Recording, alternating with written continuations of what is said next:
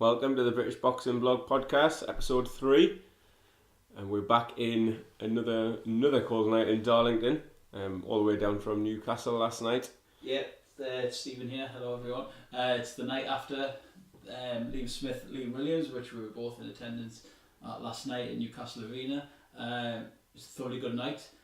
A long night. Felt like we were in the arena not long after 5 for the first fight, and I think after the press conference concluded, I think we were out probably midnight. Just after midnight, I think it was, yeah. Home not long after midnight, but a very good night. Just saying, you feel a bit hungover, but more through tiredness than anything else. Yeah, just really tired, but then again, you can't complain because there was people travelling a lot further than us, so it was really good, as I said last week, to have, big time boxing back at Newcastle Arena with a lot of local lads on the undercard. Yeah, I think because we had such an interest in the undercard, I remember turning to you and saying, yeah, it felt like we'd been there a long time, but in the same vein, it was like, oh, the main event's here already. I can't believe that's happening because we're so into the undercard. But we'll start with a little review of the main event. How did you see it going? I said last week, you asked for my prediction on last week's podcast, and I said Smith just. Dropping that one in very quickly, Taking credit for that one. Not often you get one right. There was no logic to it really. I just fancied him. It was just, it was a 50-50 fight basically. After the last fight, there's a lot of unanswered questions. I just fancied Liam Smith with the momentum of the last win and just being the experienced guy. I just, he said himself last night that there was questions over him, and I think he answered them last night. I have seen a bit of controversy on Twitter. A lot of people thought Williams had it. I didn't. I agree with the result. I didn't agree with 117, 111. I thought that's far too wide, but I agreed with Liam Smith just. But there could have been a case for Liam Williams, and I thought he boxed really well during a lot of the fight. But I did think I thought Liam Smith took it. I've got no qualms with the result personally. Liam Williams seemed to say the same. Mm-hmm. He after the fight he'd mentioned that he thought the best man won again just. So echoing what you've said, really, that the fact was a very close fight, probably not a lot in a lot of the rounds. And similar to you, I've had a little look on Twitter, and some of the outbreak, or whatever you want to call it, the feedback, the reaction was the words banded around. I mentioned this before, that robbery. It wasn't a robbery. It was a close fight. That yes, you could probably argue for Williams. Obviously, one judge scored it a draw. Yeah. I agree with you that 117, 111 was wide. Joe Gallagher mentioned that he thought the draw was too generous for Williams. But Joe Gallagher also said that he thought 117, 111. Yeah, exactly. To his credit, he could have turned around and said, "Oh, that was," but he didn't. He was honest. He was fair in his assessment, I think. Yeah, me too. I agree. Go on. Sorry. I think that fight. That series is done now. I think last night put it to bed. There's absolutely no clamour for a third fight at all. I think it. There was a bit of bad blood in the build-up and what have you, but I think it ended respectfully last night. I think they both wished each other all the best. Gary Lockett said some kind words about Liam Smith and Joe Gallagher vice versa. And I think it's onwards and upwards for both really. I know Liam Williams has lost both fights, but he's done himself absolutely no harm at all. I think in both fights, in certain spells, he showed what a good boxer he is. And I think there's opportunities for Liam Williams to go again, definitely. That actually answers our first question. The Boxing Madman on Twitter has sent over a few questions this week, one of which was, is it the end of the line for the loser of the Williams v Smith bout this weekend? No, definitely not. Liam Williams can come again. He's more than good enough. I mean, you have to just take a step back, say, alright, Liam Smith, we'll start with him. Frank Warren said in the press conference last night that it's now world title level again for him. He'll fight the winner of the Cotto Ali fight, hopefully, which is not going to. Well, Cotto will probably. Unless Cotto wins. He's not going to fight Cotto, let's be honest. But, he will push towards world honours now. But, as I said just before, there's no disgrace for Liam Williams in losing that fight, and it's certainly not at the end of the line for me. I've heard talk this morning that he'll be back early next year in maybe a European title fight. And, alright, you might have to take one step back from, we'll call it fringe world level, or, that level. But, No, there's a good boxer in there certainly, and he can definitely come again. He's more than good enough. I don't necessarily think a European title shot is a step back. There's not a lot of difference between that and a fringe WBO belt or whatever eliminator it was for. Yeah. And he's sort of won the British before, he won the Commonwealth. I think it's nice to get that European as well. and a few fights at that level, maybe not necessarily against domestic rivals. No, definitely. Just to learn a bit more, establish himself, and again there'll be an opportunity that pops up. I think with regards to Smith, the biggest answer in terms of whether he was respected Williams or not was his approach to the fight. He mentioned that he sort of got into a bit of a war and ground him down in the first one. Yeah. But last night we saw what he said was more of his amateur fundamentals, and he was boxing off the jab. Oh, his jab was lovely. Trying to be a bit more defensive. And it sort of showed in the fight. Neither man was committing, and that might be Williams worrying about particularly his gas tank and making it through the 12 rounds. But both of them were quite patient, and while it wasn't the sort of back and forth war and blood and guts style fight of the first one, it was a good boxing match, really. It was a close fight, and they both did really well in terms of trying to negate each other, and you could see that there was respect there. And then, as you said, afterwards when they've sort of spoken and embraced and what have you in the ring. Yeah, great. I totally agree with that. I think it was a very engaging fight. Nothing like the barnstorming we had before, which we'll touch on in a bit. Josh Leather, Glenn Foot, and I think that maybe whipped the crowd up a bit. But from a boxing point of view, it was never going to be that type of fight. But I enjoyed it, mate. It was quite tactical, quite cute, and it was a good fight. As I say, I've got no issues with the winner. Got a bit of an issue with the 117, 111, but that's done now. And Liam Smith did win the fight for me. So, but no, I enjoyed it. And it was good. It was good to have it up here as well. It was good. Fair play to both. They brought a lot of fans up. There was a lot of Welsh lads and lasses behind us. Definitely, yeah. A lot of noise, and I've seen it. Just to touch on that a bit, actually, I've seen a couple of negative comments on social media today, just about the attendance last night. But let's get it right. Okay, maybe it wasn't the healthiest crowd, and people might say, "Oh, why bring that fight to Newcastle, etc., etc." But it was a neutral venue for both. I think it was an opportunity for Frank Warren to showcase his northeast fighters on the undercard.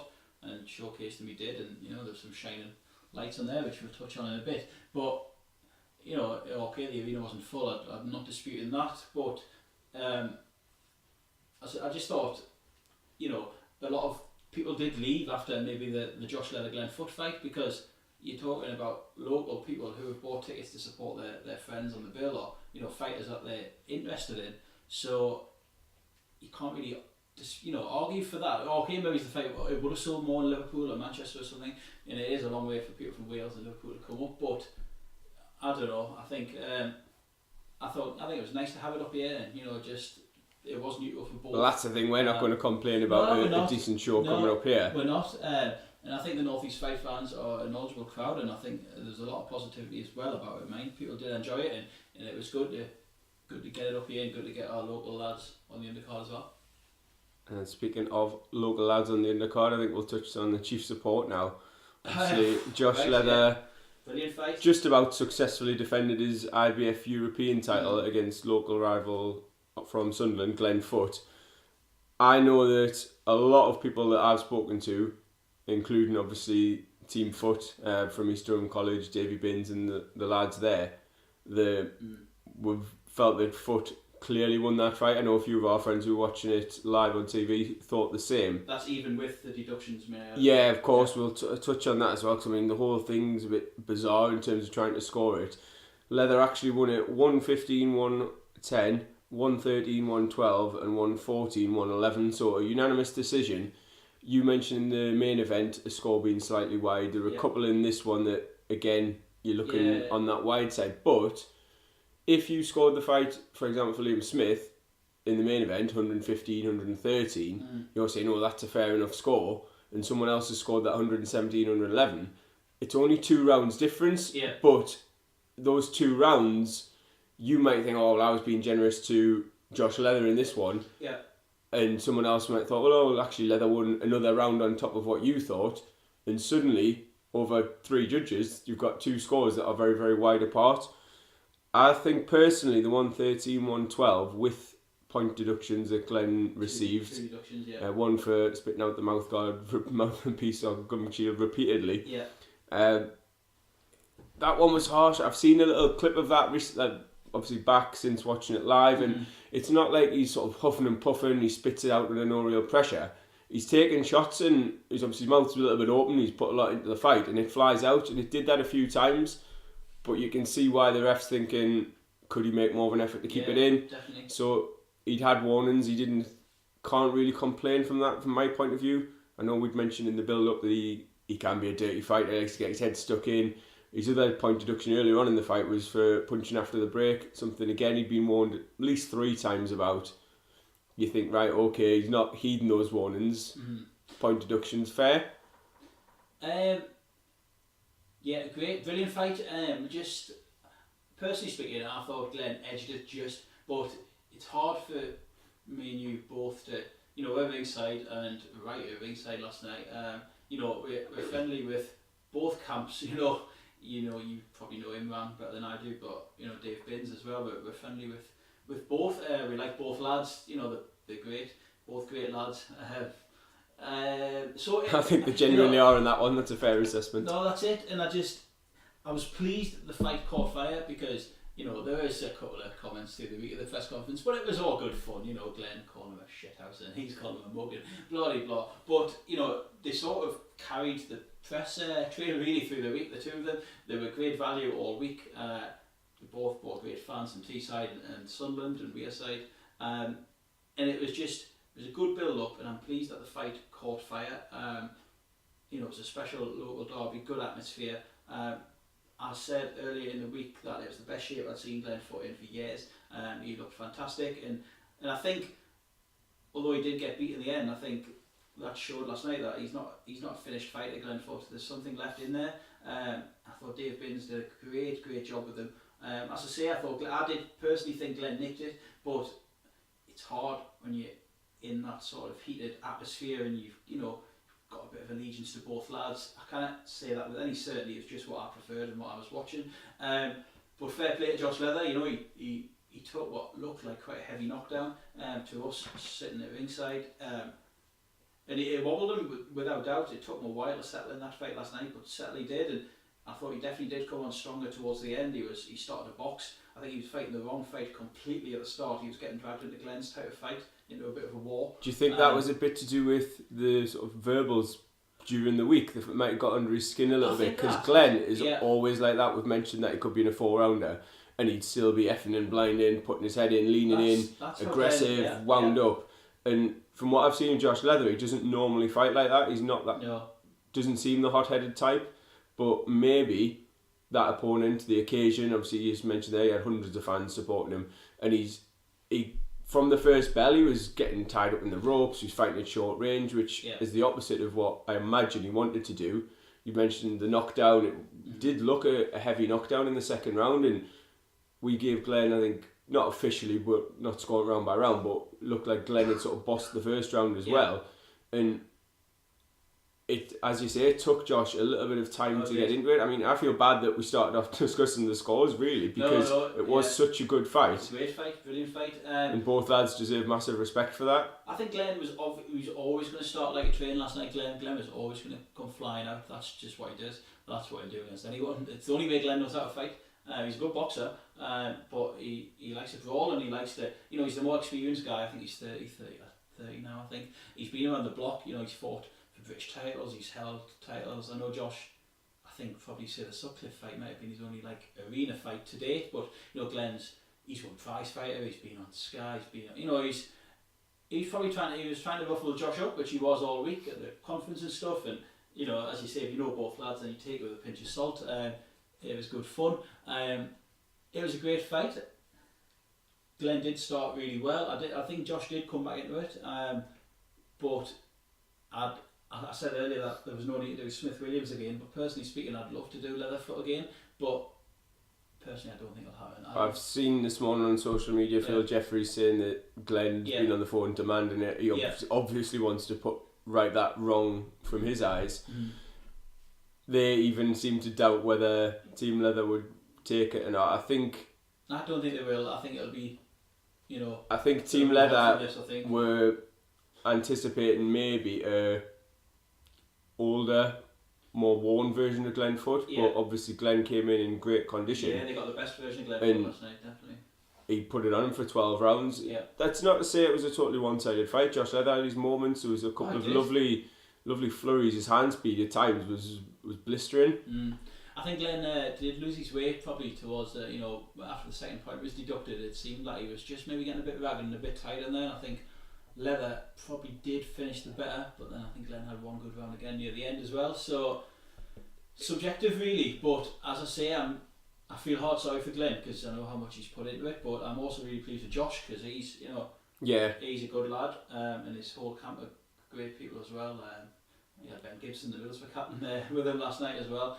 He had great support, and it was just good that both lads did themselves justice. Glenn showed that he's not finished by any means.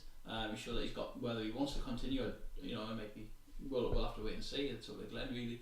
But sure he will. There are options out there. You've got. Hope so, because if you're a promoter watching that, you think, and you've seen the build up, and he's good value. He gets people talking. He's good fun. And he's a good fighter still. But Josh, pleased for him as well. It's a great name on his record. To onwards and upwards, and let's see what Frank does with him now. From going on. But just to summarise that, pleased for them both. Pleased that they left it all in the ring. They both came out of it. They put on the show and everything. Put on a show. It caught fire. Both men get the respect from the viewers. I think 100% in that sort of situation. One of the contenders, no doubt. Yeah, definitely. Obviously, Josh's twin brother Callum was also on the card. Yeah, I think he came on about 11:45. He did, yeah. Unfortunately, we missed that one because we were in the post-fight press conference at that time. So Callum Leather won every round on his 4-rounder, so it was 40-36. Comfortable win for him. Obviously, a nice little ending to the evening for Josh, who after his fight, I'm sure would have been probably more stressed watching his brother in a 4-rounder. There was a funny moment actually. Callum came out and he wasn't there from the start of the Josh Leather fight, but he came out and he was, you'd see he was looking nervous, hovering around ringside, and I think after the fight finished, I think Imran, the trainer, had seen him and he was shouting, "Callum, get back in there now!" I don't think he wanted him to. It probably wasn't ideal preparation for him going into his fight later on that night, watching his brother in a bit of a war. Adrenaline and what have you, but he's a good young fighter, Callum. And it's, I know he came on late, very late. It was a float fight last night, so he came on after Smith and Williams, but a good few people stayed behind to watch him, and it was a good night for them both, and it was nice to see them both in the ring afterwards with Josh's belt, and they were a good fighting family, and let's see. Hopefully they'll fight in Teesside at some point next year, because they can shift a lot of tickets, and Teesside really doesn't get much coverage, but hopefully those two guys can press ahead with that and give the region a bit more coverage up there as well. Yeah, definitely. I mean, Imran's got a good little stable that he's building there. Another of his boxers on the card was Joe Mafosa, who looked very, very tidy, very slick, and he's one to watch out for. I think he's only 3 or 4 fights now he's had, and in the super flyweight division there's always going to be opportunities. I think in the lower weights there seems to be not as many boxers around really, so there's not as many sort of fights to pad your record before you're getting into the title fights in contention. Yeah, so like Joe, I think it's the second time I've seen him live. He fought at St James's Park a couple of months back as well. Another Teesside boxer, but good fighter, like you say. He looks tidy, he looks smart. So I think in the next couple of fights could be looking towards area titles even, and pushing on to the national, domestic scene, domestic level. Yeah, he's a good amateur, and he's turned over professional now with Frank Warren. So he's again one of the smaller fellas to keep an eye on, definitely. And then also on the undercards, we'll just touch on a few of the other prospects. I think Darlington's Troy Williamson, someone I've spoken to a fair bit recently since he turned pro. He's a middleweight who signed with MTK Scotland, I think originally. I'm not sure now if he's operating under the MTK Global banner. I think so, yeah. But he's also promoted now by Frank Warren, signed the deal with Box Nation. He's been on a couple of their shows recently. Was over in Belfast a few months ago. He kept himself ticking over his first 6-rounder, won every round comfortably. He was comfortable last night. He was a class of both these opponents. Showed a little bit of power as well. Didn't obviously manage to get him out of there, but looked like he was sort of hurting him and really bothering him with some of the shots. But going there at those 6 rounds will hold him in, I think, better stead than if he'd blown him out early. It's cliche and easy to say. Yeah, of course, yeah. But just sort of keeping that nice relaxed style, not really rushing his work, and again another impressive performance from him. Yeah, just completely echo what you said. He was never in any danger. He won it convincingly, and the 6 rounds will do no harm whatsoever. So pleased for Troy, and then onwards and upwards for him. Do you want to talk us through Michael Watson's debut? Yeah, all 39 seconds of it. I will. Yeah, Michael Watson is, for those who don't know, he's a cruiserweight, and he fights out of the Jeff Saunders senior gym, so a stablemate of young Jeff Saunders, who we'll touch on soon. He was first on last night, making his pro debut at the arena, which is obviously a special night for him. And he was fantastic. There was no sign of nerves at all. He looked strong, he looked powerful, he worked his jab early, and he just caught the guy whose name, sorry, I can't recall, but he caught him with an absolutely peach of a right hand. I was sitting next to young Jeff for that, and we were both chuffed for him. He seems like a really likeable lad as well. Brought some good numbers. You can't ask for a better pro debut, can you? The first on the arena show, I think he was on just after 5, but there was a healthy little crowd in there for him.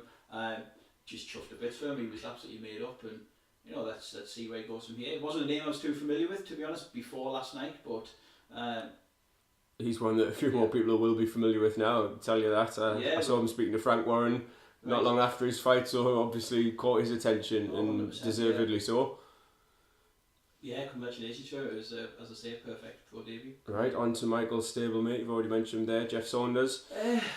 Jeff. It was a win for him, and again I've seen different reactions to this on social media. A lot of people thought Jeff was firmly in control, and while he won 98, 93 twice and 96, 95 on the judges' scorecards, from ringside, I don't know if it's because we obviously were willing him on and wanting him to do well. He felt like he was taking chunks of rounds off, and we've said that before about him, where he's fighting maybe down to the level of his opponent. He'll drop his hands, he'll shimmy from side to side, looking to sort of move his feet, get out of range.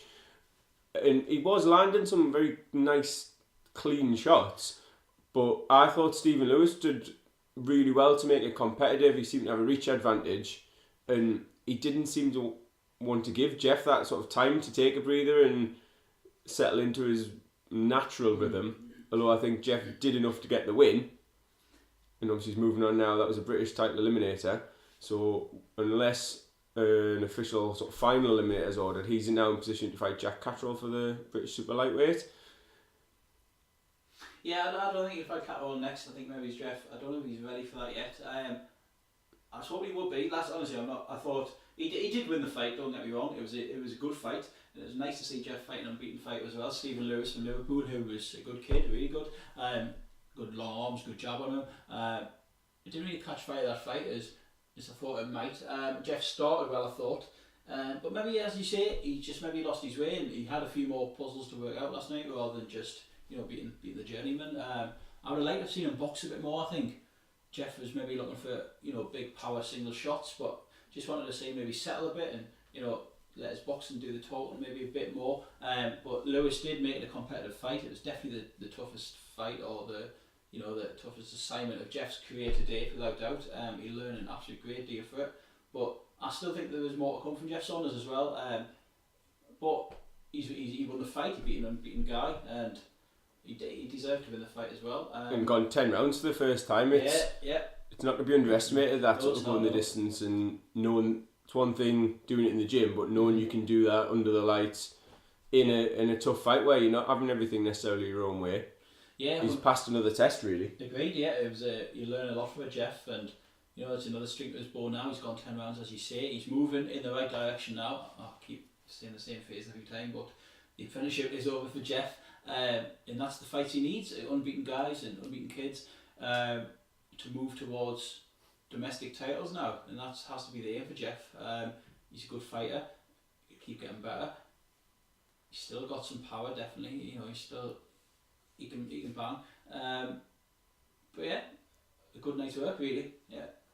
Speaking of moving on to domestic titles, we'll do that just now. Tommy Ward defended his British against Sean Davis. Yeah. I think when we touched on this, we said that neither man had devastating power, and it was likely to go the distance. And Tommy was a tidy, slick, very accomplished boxer, and that just played out perfectly from our point of view. Honestly, if you're a betting man or woman, and and Tommy Wall's fighting and you fancy him to win, then just put your money on Tommy Wall on points every time. He looked so relaxed and composed. He's such a good boxer, Tommy.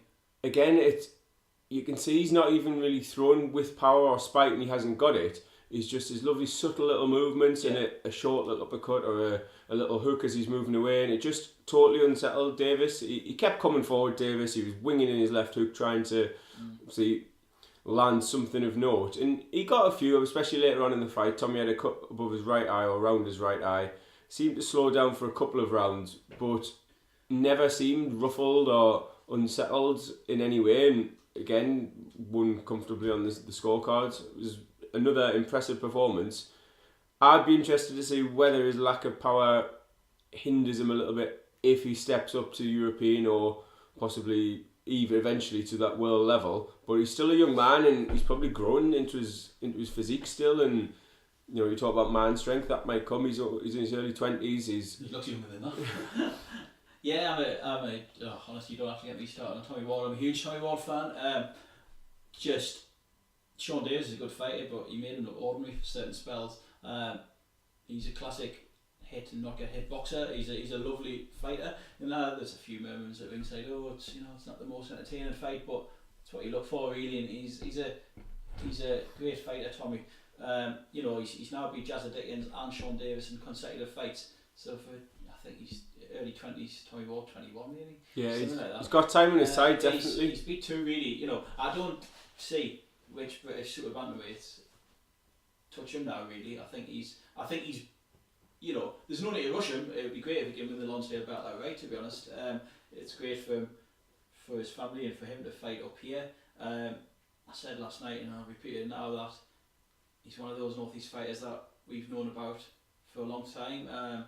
Phil Jeffries has done a great job with promoting him, but it's great now that his skills can be showcased on a national level. Just a lovely fighter and a nice kid to match as well, and it made up for me. I'm really pleased. Another man that'll be really pleased last night will be Ricky Hatton. Yeah. Two of his fighters on the card as well. Belfast, and apparently had a good night in Newcastle after the fight, so all in all a very good night for Ricky, yeah, certainly. We'll start with Mark Heffron. I was massively impressed. I thought it was a lovely finish as well. He put Taylor down once before that, I believe, too. Lewis Taylor's a fighter we know pretty well. He seems to have lost his way a bit recently, a few defeats, but I think Mark Heffron now he's had maybe a few, personal issues, and maybe took his eye off the ball in his younger years, but he seems focused now, and I think that he's gotten boxing really well. I know he's had quite an active 2017, which early in his career he wasn't too active, and he was a bit losing his focus, taking his eye off the ball, but he looked pretty good last night. I've lost count of the times we've said prospects need to be active and get the fights, whether it is a 4-rounder, whether it's ticking over fights or progression. They need to be boxing regularly. He looked big, he looked strong. He did. I mentioned that to you last night. He looked in great shape. His really shot selection was lovely. He was working the head, but obviously a Ricky Hatton fighter knows how to body punch. Switching stances as well from Southport to Orthodox. Wasn't necessarily seamless in the way you'd see maybe Terence Crawford or someone do it, but he was doing it well enough to befuddle Taylor and cause him issues, cause him problems, and as you say, he seems to pack a bit of a punch as well. He looked big, he looked really big, he looked broad, he looked in great shape, he looked like his camp had gone perfect. I mean, when Taylor was dropped, he wasn't out cold by any means, but it looked like he'd felt the shots and he was in bother. Yeah, he was in agony, definitely. Massively impressed with Mark. I think I'm pleased for him too. I think it's the first time I've seen him live. I don't know if that went out televised last night. I don't think it did. It's a real shame, and try and get it on one of the Box Nation reruns. I'm sure they might show it at some point, or YouTube or whatever. Because we saw when we sort of seen that fight was on the card, we both thought, well, that's a really good fight for so far down the card. Well, Lewis Taylor's a fighter we're familiar with because he boxed a local lad who I don't really think he's boxing anymore, Johnson McClung, for a couple of years back, and he beat him. When Johnson took his unbeaten record. Yeah, he took his unbeaten record, and Johnson suffered a bad cut. But I know he's lost a few since against decent opponents. But he fought Jamie Cox recently, didn't he? Yeah, he did. And took him the distance though. So from Heffron's point of view, it's a really good stoppage win to have on your name. Heffron's record certainly. And a great night's work. Really impressed. So look forward to a big 2018 for Mark certainly. And Hitman's other boxer on the card also scored a stoppage. I was again impressed with Nathan Gorman. He fought previously undefeated now, Mohamed Saltby. He did, who posed Gorman a few other questions really than he sort of had so far. He wasn't a static target. He was moving, trying to be elusive, trying to be defensive. And Gorman had to be really patient. I mean, it went to the 5th round, so it wasn't a case of being frustrated round after round. Gorman was winning the fight comfortably, but again, he didn't rush. He didn't sort of look for that one big shot. And then when you're 18 stone, a heavyweight with a good technique, if you get that shot, it doesn't have to be one you've put loads of force into or looked for. And he caught him with a lovely uppercut that scrambled his senses really, and again took his time and finished him from there. Yeah, he definitely hurt Sulby, I think, and he was. You could see. I said to you, says he doesn't fancy this. He's gone here, and he just worked and he waited, and as you say, he pounced definitely. That fight sort of didn't really click before that. It was, there wasn't too much in it really, but when Gorman had his chance, he put him away really nicely. It was a nice finish, and great night for Ricky Hatton, and it was interesting sitting right near his corner, and he was talking Gorman all the way through the fight, telling him where to go, telling him what Gorman was hanging on his every word, and I was impressed with Ricky's cornership, is that a word? It is now, yeah. It is now, and it was a perfect night for him, and as I say, apparently he had a night out in Newcastle afterwards, so I'm sure Ricky had a good Saturday night, certainly, yeah. Probably not feeling as fresh this morning, but happens to us all. It does. So, shall we now move on to next week's boxing? Obviously, we've got the card in Belfast with Carl Frampton headlining. Yes, yeah, great. Certainly, it's just saying to you earlier there. You're looking at me there. Have I missed anyone out from that card? No, I don't think you have missed anyone out from the last night, have you? With Smith Williams, Foot Leather, Colin Leather, Jeff Saunders, Tommy Ward, Troy Williamson, Joe Mafosa, Mark Efron, Lewis Taylor fight, Nathan Coleman and Michael Watson. Yeah, we have. We've covered a lot. Actually, just to finish on that, I just want to say thank you to people, to those in attendance, people that turned out, obviously, but also thank you to people such as Dan Barnard at Box Nation, and Frank Warren, who the press guy there, who helped us. He got our press passes, and he was brilliant all night. He was approachable. He was taking people backstage. Was really friendly and helpful. It was a really good ringside atmosphere. He was a really friendly guy, and I had I think Dev from Box Nation next to me as well. Yeah, the lad running the social media, wasn't he? Social media, another great guy. I don't know. I found the whole Frank Warren set up all week here in Newcastle really open and helpful. And Frank himself at the press conference as well. He sort of welcomed everyone in, had a bit crack before it actually got started, and it was really low key, really sort of accessible and helpful, and we couldn't have asked for more from our point of view. It was we're very grateful to that, and look forward to attending more. We do. It's certainly, and good to see some familiar faces ringside as well. Local press guys, always good to hang out with them, and but it was a really good night, and hopefully there'll be more good North East shows to come in the future. But yes, moving on to Carl Frampton next weekend, Saturday the 18th in Belfast. See anything other than a Frampton win? Oh, of course not. No, let's not be. It's his homecoming, isn't it? His homecoming, and he's been a chance to showcase his new skills, what he's learned in the gym. After the Gutierrez fight went tits up, so to speak. It's his homecoming, and it'll be electric. What a shower that was, eh? Let's not go into that. Bit of a farce, wasn't it, towards the end? Missed the shower joke. The ball and shower crack. He's on fire. Frampton homecoming. It's going to be electric. I'd love to go. This isn't another shameless plug, by the way. I've just seen flights from Newcastle EasyJet to Belfast are quite cheap and good times. Anyway, but no, it just reinforces the strength in depth now that we mentioned last week about Frank Warren's promotions now with the backing of BT Sport. You've got Carl Frampton homecoming with 2 world title cards underneath that as well. So be a special atmosphere in Belfast, especially with Jamie Connellan in one of those 2 world title fights I just mentioned as well. I think it'll be a good night of boxing. I completely expect Carl to win. I don't know much about his opponent, but just nice to see the guy back. It'll be interesting to see if there are any changes to his style. Frampton's always impressed me because he's a boxer who can look dangerous and talented and heavy-handed on the back foot, but he can also stalk you, and he's got, as I say, enough spite in his shots, enough power to knock you out if he's got you going backwards. He seems to be able to, one of those rare boxers that can do it both ways. Doesn't seem to have a preference as such, and obviously little plug for one of our future pieces now. We've got had a little word with Jamie Moore last night, or you did, and just obviously Frampton's new trainer, for those of you that aren't sure why we're mentioning Jamie Moore, and some of the methods and things that he mentioned. Obviously, you know more about that than I do. Certainly, I called Jamie ringside last night. He was waiting for BT Sport, but it was just towards the end of the Joe Forza fight. I grabbed a quick word, so that interview will be online in the next couple of days.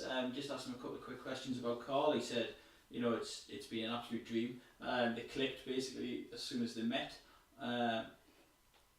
He said, with fighters like that, he's that good anyway. He doesn't need, particular training as such. He says he just tweaked a few things. Maybe it's all now just about keeping Carl fresh rather than sort of all out, because he's 30 now. He's been in some big fights. He maybe doesn't need as intense training as he once did. But it'll be a good interview. It was really insightful to speak to Jamie about it. But he said Carl's looking absolutely fantastic. So he can't wait. The hard work's done now, and he can't wait for next weekend. But as I say, that'll be online, and we'll plug that on Twitter, etc. within the next couple of days. But it was really nice to speak to Jamie, and nice of him to take time out and have a quick chat with us last night.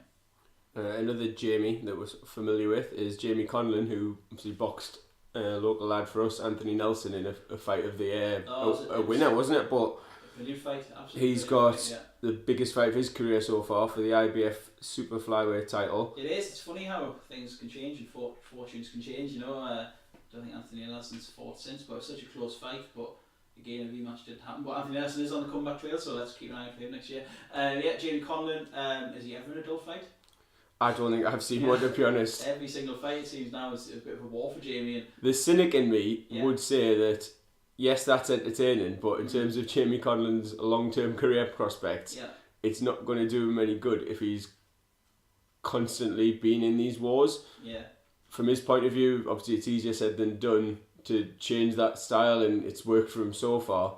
I think Jerwin Ancajas is a talented fighter who could take advantage if Connellan is planning on going gung-ho, and haven't seen much of him. The only fight I did see live of his was on the Pacquiao Horn undercard, I think it was, right. And he stopped Kinoshita of Japan in, I think, the 6th or 7th, I think it was the 7th round, and again, he's someone for that weight, for the lower weight classes, he can bang. Would you say it would go into that favour? Would you say Connellan with the hometown advantage, or would you say Ancajas? From a boxing point of view, I would say Ancajas definitely. Right. It's not an easy fight for Connellan by any means. It's winnable. It's not like he's a bit high there, winnable. Winnable. That might be some sort of psychoanalyst into that I didn't really mean that, but I think it is a one that Connellan can win, and he's probably going to need, like you've said there, the home advantage. I don't mean that in terms of boot the table again. I don't mean that in terms of judges or home cooking in the corrupt sense. I mean in terms of the occasion, the atmosphere. Obviously Belfast's going to be behind him. You've got Frampton fans are going to probably be Connellan fans as well. Oh, of course, and really want to inspire him. So from that point of view, I hope that Jamie does go out and do it. It's another world title for sort of Britain and Ireland, and I think his corner this time, I think Danny Vaughan will be imploring him to box. He can't just, gung ho.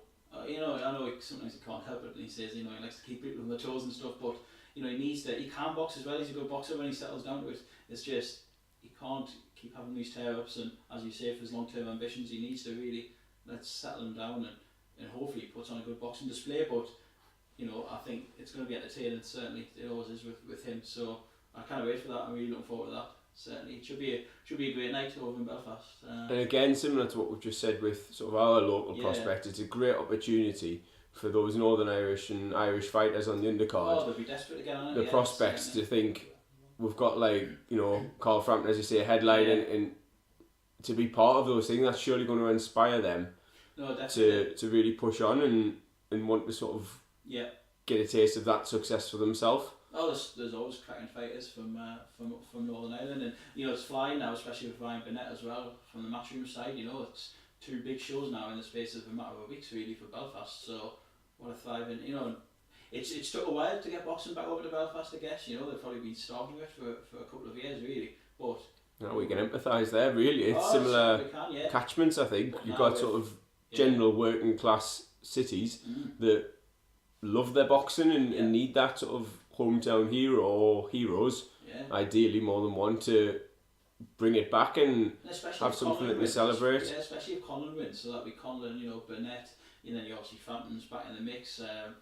Michael Conlon's, just flying. Fantastic prospect, amazing, beyond prospect standard, really. But it'd be great to see him boxing Belfast at some point as well. But yeah, just good for Belfast, and again, something it's never a dull atmosphere. So something I'm really looking forward to watching, certainly. Yeah. You mentioned Ryan Burnett there.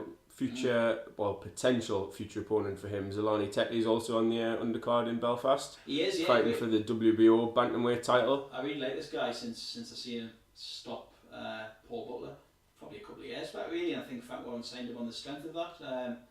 But hasn't really kicked on or had much exposure. No, he hasn't. But I think it's always hard when you're signing an overseas fighter to try and build the profile. Yeah. We've basically covered there the fact that the traditional way in England or in UK and Ireland is to have someone in their hometown and base it around them, whereas obviously if you're coming over from another country, yes, people might want to watch you box and he's obviously a world-class talent, but it's hard to then shift the tickets and sell him as a name, really. No, of course, but yeah, as I say, that's probably the only time I have seen him, I think, was when he stopped Paul Butler, but he was really impressive that night, really good. So, well, just as a reference point, when he was a super flyweight, he actually went the distance with Kinoshita, who Anka has recently stopped. So obviously triangle theories, can't say, well, he stopped him and Teddy went the distance, but it's just a little measure there of the sort of class that Anka Haas is in. Yeah. He's operated at a high level, so I do think it will be a step up, and it could be, depending on how he boxes, it could be a tough fight for Jamie Connellan. It could be, and I don't mean this detrimentally at all, but I think, how do I word this without sounding disrespectful, because I'm not being, but... Cue massive disrespect. No, I'm not, because I absolutely love Anthony Nelson and Mal Gates and stuff. I just mean that if you're going toe-to-toe, full-blooded war with Anthony Nelson, who was Commonwealth champion at that point, English title. Yeah, you're just basically saying it's a big step up from domestic to world level. From, say, domestic level to this, and I think there's more questions than answers over Jamie Connellan at this point. And Saturday's the ideal. It's a massive chance to give the answers and show people that, hey, I'm a fun guy, I like a bit of a tear up, but I can also bloody box as well, so I'm looking forward to it, certainly. Okay, we've covered a couple of weight divisions there. Which weight division excites you the most in the UK at the moment? And we've got that from Fighting Chance Promotions. Is that from Fighting Chance? Right, that's a good question. I'll let you think while I give one example. Go on, give me your division. The example that jumped out to me first of all is one we've talked a little bit about already, and I think over the next couple of years you'll see the super lightweight division just pinch me answer. Really press on. If you talk about Josh Leather and Glenn Foot there, Jeff Saunders, so if you think around that British title level, you've got Jack Cattrall there as well. Tyrone Nurse is a good domestic level boxer. Huge Tyrone Nurse. Josh Taylor obviously won last night very impressively from the little clips that I've seen. Unfortunately we didn't see it live being in Newcastle.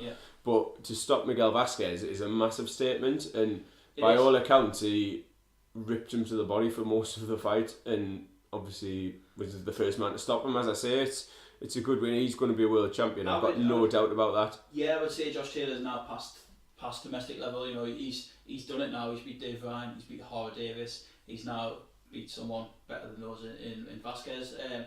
Josh will be knocking on the door for world titles very soon. Probably maybe go European. I don't know, but definitely not British now for Josh. I think he's complete. It's a shame because I would like seeing. But so you've got him motoring towards world level. Yeah, you've got Howard Davis, you've just mentioned there. Robbie Davis Jr. is another one. Anthony Crawler, there's Burns. A lot that could step up into that sort of. They did fight a lightweight last time, but they have. Burns has fought at super lightweight. Yeah, he has. Yeah. There's no reason for the sort of money fights they couldn't get involved as well. Terry Flanagan's just announced he's moving up into super lightweight, the 140-pound division. So again, there are some competitive fights to be made within that. Yeah. I think another division that warrants to mention is obviously super middle. That's been traditionally a very popular, very strong division. I think the Super Series tournament has sort of reignited that a little bit. It is. We've got Groves Eubank. That's going to be a massive fight. Callum Smith probably going to be facing the winner should he get past Jürgen Bremer. Yeah, you've got James De Gale sitting on the outside. Got a box in the 9th against TBA. Last week's joke there. But yeah, you got that. I tell you, he was in a great Need some fight. new material. I tell you, he was in a great fight as well. I think the Rocky Fielding Eric Scotland fight on the, well, if Bellew here goes ahead. There's been a few rumours this morning on social media which is still unsubstantiated at this point that David Hay may be injured and may pull out, but I suspect we may hear more about that this week. Anyway, but yes, Rocky Fielding is scheduled to be on that card against Eric Scotland, who lost against Callum Smith in the Super Series quarter final, but again didn't do himself any harm at all. He put up a good effort, brave effort that night. He caused Callum a couple of problems, landed a few shots, and he maybe goes into that fight against Rocky as a favourite. I don't know, but I'm a big Rocky Fielding fan. Me, I'm not saying he's outstanding by any means, but if you're talking about the domestic super middleweight division, then I think Callum Smith, everyone that he gets put in front of him, he's sort of dealing with, and he dealt with David Brophy spectacularly well a couple of weeks back in Liverpool. He still carries power at that weight, big seller in Liverpool, and looking forward to. I think it's a good step up for Rocky. I think it's a great fight. Another division is, we've touched on it a couple of weeks ago, but I think 2018 could be a big year in the heavyweight domestic division. I'm glad you mentioned that. I'm not going to go down the Joshua route. I'm talking literally domestic level heavyweight at this point in time. You're going to go down the Joshua route when I ask you the next question, but go on. Go on. Well, I'll quickly finish what I'm going to say. Obviously, we saw Nathan Gorman last night. We've got Nick Webb in the mix. We've got Daniel Dubois. We've got Joe Joyce. We've got the British champion Sam Sexton. Yeah, we've got Hughie Fury, former world title challenger Hughie Fury. Be interesting to see what their next move is with him. You've got Gary Cornish. There's fights to be made, definitely, at heavyweight. Obviously, interesting to see how promoters now match Joe Joyce up and Daniel Dubois going forward. But there seems to be more strength and depth at literally the domestic level I'm talking about here. I'm not talking about your Dillian White and people like that. I'm talking about proper solid domestic heavyweights, and I think there's some good matchups to be made in 2018, certainly in that division as well. So speaking of the future in the heavyweight division, yeah, according from the boxing madman again. Thank you very much for your question. Yeah, we really appreciate it. I think normally we've sent one out on the sort of Sunday morning before we try and record the podcast. Yeah. This week I knew we'd be covering last night's show quite heavily. So I did put the tweet out a bit earlier thinking, well, we'll try and hopefully get some questions in, and we were absolutely bombarded. I don't know if we'll get through them all, but we will try. The one I was going to read there regarding a couple of heavyweights you've just mentioned, who's going to have the biggest impact on world boxing, Daniel Dubois or Hughie Fury? For me, or for him, it's Dubois. He's shown more skill so far in 5 fights than Fury has in his 21. I think that's ridiculously harsh. I think that's harsh. I think that's coming from a guy who maybe doesn't like the Furies and maybe doesn't like Hughie Fury, it sounds like. But I like, my thoughts on the Furies. I like them. I think they're good fun. They're good characters. We mentioned previously, and I keep saying this, but we do seem to cover on a lot of what we do end up discussing this week. Yeah. But Dubois, yes, he's looked impressive, but you've got to judge that level of competition. Yeah. He's knocked guys out, and to be fair, he's looked very impressive doing it. He has. You're only going to be able to judge him when he steps up. I definitely agree with that. Again, completely. Until Dubois fights someone who punches back, then it's just like AJ's first few fights. This is what BT Sport and Frank. However, I'm going to slightly contradict myself there because by stopping them and getting most of them out early, he is showing that he's above that level. Whereas we've seen local heavyweights struggle with that sort of level of opponent and maybe outpoint them, and he's just blown them away. I know that Terry Chapman-Dharma, who contributes and was part of the New Age Boxing podcast, he rates Dubois massively. He thinks that he will be the heavyweight to challenge Joshua, and obviously we'll see. That's only time will tell with that. It's a journey, and let's not all kid ourselves that Daniel Dubois is going to fight anyone meaningful anytime soon. He's not, but he doesn't have to. He's such a young lad, that he's one of the rising stars of that stable now, and he's getting people talking, which is brilliant. And this is exactly what they want. They'll follow the AJ model of building him up and maybe have him fight different venues up and down the country and just building the brand really. And he's got a lot of learning to do still. He's so young, but the kid's obviously talented, and it's going to be fascinating to watch him. So I am up for Hughie Fury. I don't want to be too critical. he fought Joseph Parker, and for many people he won that fight. You know, he boxes differently, I guess. He's probably the polar opposite of Daniel Dubois. You know, he boxes in that fury way. He's a boxer. Do you know what I mean? He's not a knockout merchant or anything like that. He never has been. He's probably to quote you, hit and not get hit. That's his style. And many people thought, you know, he got a lot of criticism after the Joseph Parker fight as well, maybe for his approach, but a lot of people also did think he won that fight. Still, it's one of those where if he got the nod on the scorecards by a point or two, it's a boxing masterclass. It's an absolute lesson, and he's world champion. Still interested to see where he goes from here and what they'll probably maybe take him a step back, maybe a couple of fights and get him back in the ring early next year, I guess. Probably the rest of the year off now, obviously, for Huey. And I think Peter said he's taking the rest of the year off himself. So I think he'll be back next year. And again, someone who's been around for a long time now, but you forget again how young Huey is. I know when he first started, there was a bit of a bandwagon. Oh, he's going to be the youngest world champion since Mike Tyson, etc. Which probably did him no favours, to be honest with you, all of that. Well, that's similar happening to Dubois at the moment. It does happen. You just need to calm it down a bit and just remember how young these guys are. And again, it adds to that domestic mix that I mentioned. And let's just see how Huey does in 2018. And actually, I've missed a couple of people off when I was talking about that division. I know David Price is coming back soon on the MTK London show in Essex, I think on December the 2nd. Yeah, the end of this year. Hey, you won't get any criticism of Pricey from me. You know, he's had his detractors, and maybe rightly so, but I think it's last chance saloon. It is last chance saloon, but you're still talking about a very good amateur boxer and someone who's won a British title. And hey, if that's all he ever does in the game, then it's nothing to be sniffed at, is it? And sometimes you just need to put these things into context. It is last chance saloon, but he's made a decision to go again, and I respect anyone that does that. And let's see. And one more is Dave Allen, who we've talked about loads recently, I think, again. Had a frustrating few weeks, I guess, Dave Allen. Probably won't fight now before the end of the year, but again, someone who seems to have a bit of backing from Eddie Hearn at the minute. Seems to have knuckled down, got himself in good shape. So again, let's see what he does next year too. But yeah, that's a good question. Thank you. Well, there's another good one here. It's a similar vein actually, but not restricted to just those two. Is there a heavyweight currently on the scene that could realistically challenge Joshua as the best heavyweight on the planet? That's if you believe Joshua is the best heavyweight on the planet. I would hazard a guess, or Boxing Madman would, that Tom Schwartz is one to watch out for. Now, we had a little bit of a chat before we came on about this, and Tom Schwartz, for those of you that don't know, is a German heavyweight who's undefeated. He's got a decent stoppage record from his wins. Aren't many great names on his record, so it sort of depends what opportunities he gets really as to how far he can go. I think it's pretty much a toss-up at the moment between Wilder and Joshua as to who is the man at heavyweight. I agree with that. Joshua is obviously sort of unified holder with the WBA and the IBF. Wilder, WBC champion, has been champion for longer. We went on about this at quite a bit of length last week that we want that fight to happen in 2018. Outside of those two, I know there's another heavyweight in action last night in the States, which was Joel Miller, who stopped Marius Wack with the 9th round stoppage last night.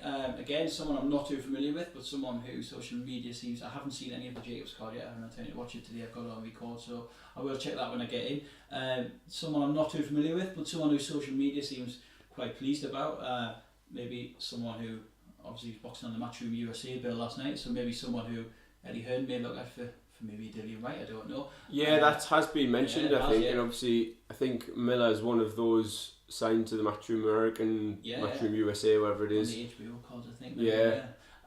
And that's another name out there, certainly. Who else we got really? Obviously, as you say, Wilder and Joshua are the men at the minute, I guess, and Wilder's done his stop no harm with that first round stoppage last week against Stavern. A name that I would put into the mix who isn't actually a heavyweight at the moment, and that's Alexander Usyk, who obviously undefeated cruiserweight, the bookie's favourite for the Super 6. And he's a phenomenal talent, fantastic amateur career. Not the massive sort of concussive one-punch power, but he does seem to outbox and outthink and eventually stop his opponents. If he wins the Super 6, there's not going to be a lot left for him to prove at cruiser. No, certainly not. No. Well, he's not the biggest. He's not going to be up there in terms of size with Joshua and Wilder. I think in terms of raw technical boxing ability, he could, with his movement and speed, cause them problems. And you're going to put him right up in that mix with the sort of the top heavyweights. Certainly you are, and obviously there's the Gypsy King that we haven't talked about, the real fighting man Tyson, which we've talked about in the last 2 podcasts, and nothing's changed since then. He'll be back, and if he is back, then bloody hell, you put him right up there. He's, but again, I'm not repeating myself. Let's at this minute, listen to episode 1 and 2. 1 and 2 to my thoughts on Tyson Fury. Huge fan, but at the minute it's all hypothetical. David Haye, God knows. Again, rumours about him being injured. If David Haye can beat, go on, you got an update for me there? No. Just got another question. Is the winner of Bellew Haye the most likely next opponent for Joseph Parker? Right. So yes, we'll touch on whether or not we think Haye Bellew is going to happen. If Haye Bellew happens, right, at this minute it's on, because we've heard nothing else. Nothing to the contrary. Nothing to the contrary. This fight is on as we speak now for December 17th. I would like to put in though that it is not hindsight that when the first fight got made, I have switched from my first fight pick of David Haye to, if the rematch does take place, I believe Tony Bellew wins, and that is because Bellew showed me in the first part of the last fight, before Haye suffered those injuries, that he can cope and box with Haye better than I believed him to, but also that David Haye is coming towards the end of his career, and I don't see how in that short turnaround, without any sort of meaningful tune-up fight or work, he can get his body back to what it needs to beat Bellew. Well, you don't want to believe these rumours that you hear on Twitter and stuff, that he is injured again, and if he is, then that if he is, big if, he may not be, but if he is, that has massive questions now over the future of David Haye. Is he broken? Is that, does he come back from it? If he is injured, does he come back from it? Do the public have any faith whatsoever left in David Haye to get through a training camp? Do you know what I mean? There was questions over him last time because of his injury and stuff, and his training camp was it good? He'd seemingly backed himself into the corner. Yeah, certainly. Having pulled out before with obviously the Tyson Fury fights and in different bouts in the past, that he talked along with Bellew, and they'd got themselves into a position where he couldn't pull out. Yeah. And so it was a horrific injury that happened during the fight, but was that fully fit beforehand? Has he had other issues? There was rumours before the fight that he'd been injured, but Eddie Hearn was saying he can't possibly pull out now, it's too late. And obviously, has he thought, well, even if I'm not 100%, I can still beat Bellew? Yeah. Because his style in the first few rounds, he was throwing shots, he wasn't particularly boxing well. His timing seemed off, and I think even without the Achilles going, that fight was a lot closer than most people had predicted outside of the Bellew camp. I think that's it. It's the last chance saloon this for David Haye now. If he does fight and loses to Tony Bellew, then he's done, really, isn't he? Let's be honest with that. He has to win this fight and win it well if he wants any shot at Anthony Joshua in any in the next couple of years. I think should Haye win, 2 or 3 wins together now. Yeah. There were rumours that Joseph Parker had spoken to the Haymaker team and had sort of agreed to fight him. So in terms of the question, I think if Haye wins, he could be the next logical opponent for Joseph Parker. And I think if Bellew wins, the only other heavyweight Tony Bellew will fight is Joseph Parker. Because of his size, he's not a super heavyweight as we're told. That is Tony Bellew's one defining chance of being heavyweight champion of the world. That is absolutely massive for Tony Bellew. And that is the only fight out there for him, really. He's not going to fight Joshua. That's bollocks. He's his friend. He's already said he's not going to fight Wilder either. Absolutely not. So Tony Bellew, it's a great fight. I fancy him to beat Joseph Parker, to be honest with you.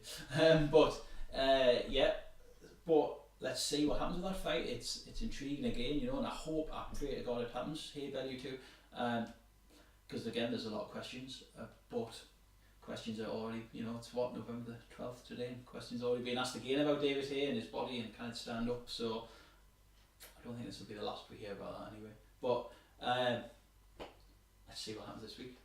Maybe we'll discuss this again this time next week. You never know. Yeah, definitely. And remember to give us a follow on Twitter @BritBoxingBlog. Hashtag AskBBB if you have any other questions for next week's podcast. Yes, certainly, yeah. We're on Facebook, we're also on Instagram. We've got we're getting that updated with a few photos from last night's action. Yeah, there's a few more to go on. This week, just to give you an update of what's happening with us, we'll update Instagram from last night. We've reviewed last night's show. We'll hopefully go and visit Lewis Ritson at his gym in Newcastle. Forest Hall, ABC, I think it is. ABC, I think, yeah, with his dad, Dave Ritson and Owen Ray. We've been invited along there this week, so hopefully we'll go there. We're going to try and go to Darlington maybe one night this week to catch up with Chrissy Wood, who's in training for his Northern Area title fight on the December 2nd in Darlington. One of 3 North East shows we'll be looking to attend before the end of the year. Yeah, there's 3 North East shows coming up, so... got that one, we've got one, I think Steve Ray's promoting another one in collaboration with Matt Job's gym in the West End of Newcastle. Scotswood Social Club, that's Friday the 24th of November, if there's still tickets available. That should be absolutely cracking little event. It's a really good, intimate little venue. I think perfect for local boxing. It is. I think Matt Job's is a great, lovely... I'll interrupt him, and I'll not let him spout his catchphrase. But Matt Chubbs is a genuinely lovely fella. No, he's always got time for us. He's always good for a chat. He's great value for a conversation about boxing, about music, absolutely anything. And honestly, if you want to visit his gym, I'm sure he'd be more than happy to help you out in whatever way you can. It's in the West End of Newcastle. It's got a really great community spirit. He's just a good set of people go in. He helps people of all ages, all abilities, all fitness ranges. Great guy. So that's Friday the 24th of November. So if any local people do want to come along, I think there's 5 fights on. Should be a good night that. And then Phil Jeffries' annual charity Christmas Cracker Show. Friday the 1st of December at Raton Meadows Arena. All proceeds of that go to charity. Phil, and then rounding the year off locally. It's the Darlington show you've mentioned with the Northern Area title fight. It's an afternoon show, did you know that? It is, yeah. It's midday, I think, doors open, and action starts from about 1, I believe. Yeah, that's the Dolphin Centre at Darlington, if anyone fancies that as well. So enough to keep us busy. A couple of gym visits coming up. We'll also try and get down to the Fighting Chance gym in Gateshead as well to catch up with Jamie Humble on the flip side of that. Yeah, stay nice and impartial. Of course, yeah, and they're always happy to have us down. Couldn't have that split any more equally for us, could we, fella in Darlington? I think the fella you do the Darlington. Yeah. But yeah, so busy again. But just to finish off, just again, thank you for listening. Thank you for asking us questions, and thanks to everyone that made last night a really good night at the arena. Thank you. Don't forget to subscribe to our YouTube channel. We're on SoundCloud as well if you use that platform. We're on iTunes. I know! We've been validated. Someone has listened to our podcast and decided that we are acceptable and have now been approved on iTunes. So we'll post the link for that one as well. Get subscribed on there too. But yeah, thank you very much again, and we'll catch you this time next week. Thank you. Cheers.